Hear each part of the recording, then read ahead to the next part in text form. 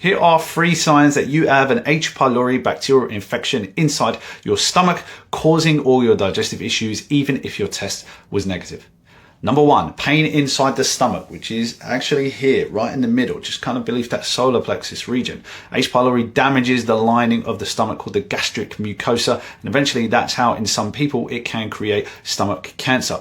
The second most obvious sign for me is that you get full very, very quickly. And that's because H. pylori produces an enzyme called urease, which decreases your acid production, so you can't digest food and you just get full very, very quickly. Finally, it will be chronic acid reflux no matter what you eat or what you drink. If there are certain trigger foods, you probably have a yeast overgrowth, but if you're just constantly in pain with acid reflux, even water causes you an issue, it's almost certainly an H. pylori problem. Now, if you can find a negative test, then you might be able to get antibiotics, but with my clients, I always give them pylori first for a couple of reasons. 1, if antibiotics don't work, they just give you more and more and more, and I find the more they give you, the less chance it has of working.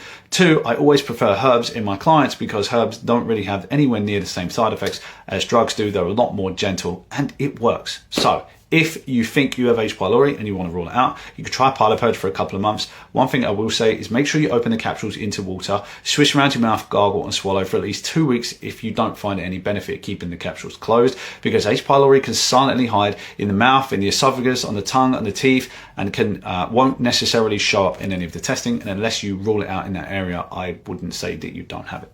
Best of luck.